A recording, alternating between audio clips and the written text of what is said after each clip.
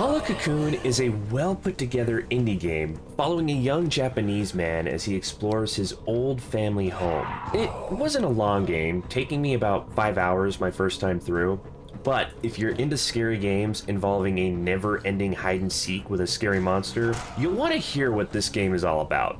So, sit back, relax, and let me fill you in on what to expect should you decide to play this harrowing adventure for yourself.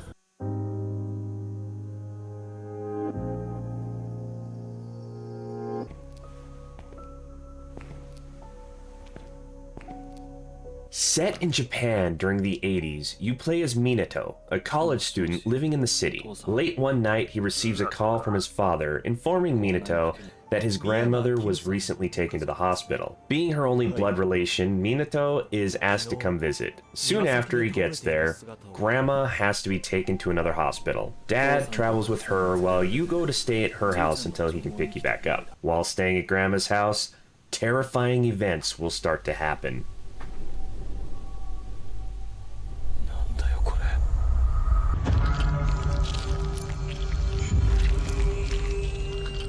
I couldn't find an official rating for this game, but I would say somewhere in the range of T to mature. Given the bloody scenes, scary monster, and dark story, this game could easily be the fuel for nightmares. I couldn't hold back a few shouts of fear as the monster came at me. I would think it's a game best played solo. It'll be scarier if you play by yourself as well.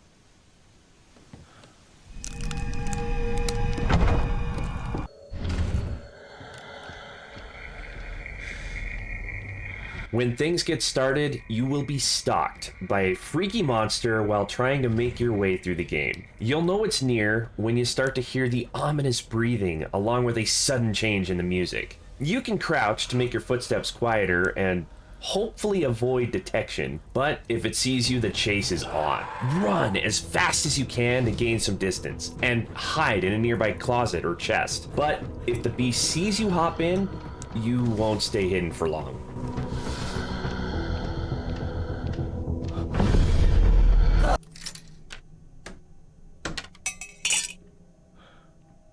There is an autosave feature in the game, but if you want to manually save, you'll have to find a red talisman, usually hanging on a wall in a room. The save rooms are kind of safe in a sense. If you're being chased by the monster, you can run into a save room and the red talisman will flash brightly, sending the beast on its way. But the talismans are only so powerful, losing their color and ability after so many uses. You'll still be able to save, but the monster will no longer be repelled.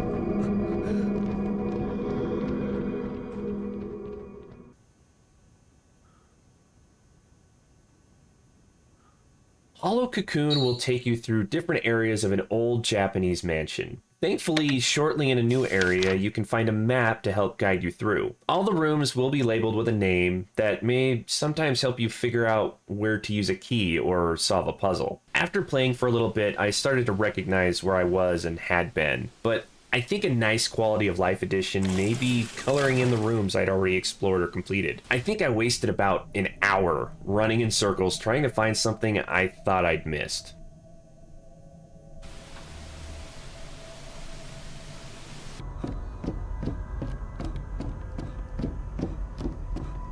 Key items will be needed to solve puzzles to ultimately find keys to open doors. Finding objects that could do something after the proper item was used felt very comparable to older games like Resident Evil. Thankfully, there didn't seem to be a limit to the number of items you could hold. All of the key items would disappear after they were used. Some items, however, could not be found until you read the proper journal telling you about it. Some lock combinations would also change with new playthroughs, so you can't memorize all the solutions.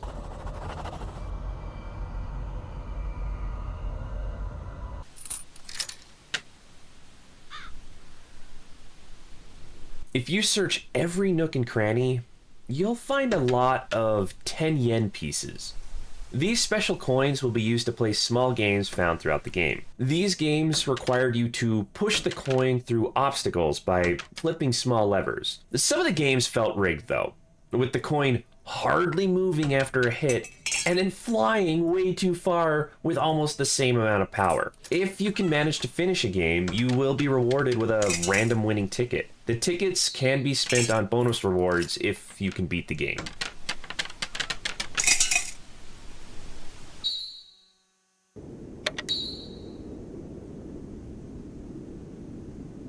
After the credits roll, you will unlock the hardest difficulty, the shop, and bonus content. The winning tickets will be transformed into points to be used in the shop.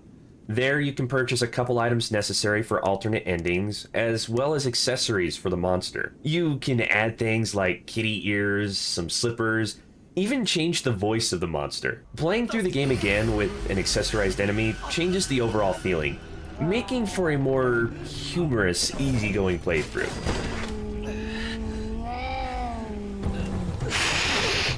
I was amazed at how pretty the game's environments ended up being. Taking place during autumn, the trees and plants were very pretty, and the lighting was great.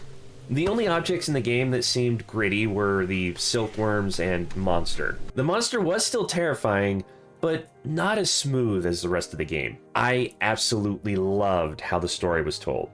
The game was laid out in such a way you almost moved through in a linear motion, and if you read every journal as you found them in order, you get some questions and small answers, slowly building up to big reveals. The story was on the darker side, but very well done. I was looking forward to every new journal I could find. Starting out, the game was very stressful.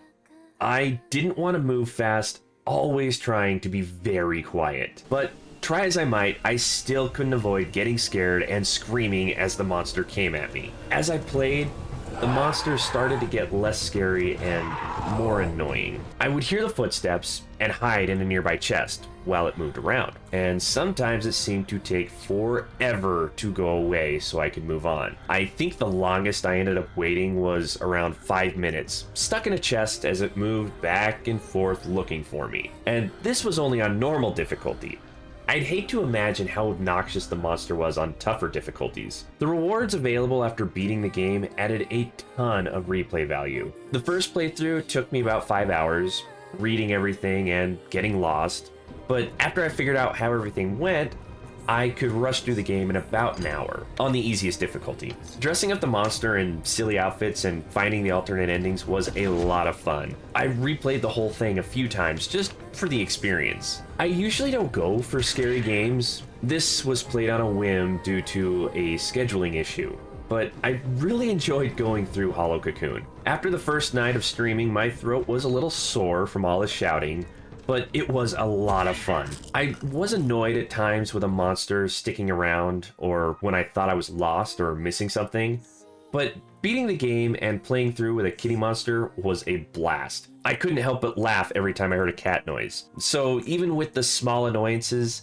this was a good game to play. Alright, let's convert all these thoughts into numbers and get this game on a shelf. The visuals were great for the most part, earning a 4. The story was amazing. I'm giving it a 5. Gameplay lost me a little bit when the monster's programming caused it to linger too long in some areas. I'm going with a 3. Replayability was quite high. I went through the game a few times on stream. The experience is worth it. It's getting another 5. I enjoyed most of the game. I wouldn't mind a couple quality of life adjustments, but the game wasn't terrible without them. I'm feeling a 3, giving Hollow Cocoon an overall score of 4 out of 5. I was pleasantly surprised with how the game turned out, earning it a spot up there on the top shelf. I really liked this game, and would say it's worth playing if you want a good scare accompanied by a great story. Alright, now that I'm done with this one, it's time to move on to the next. I will see you there. Bye!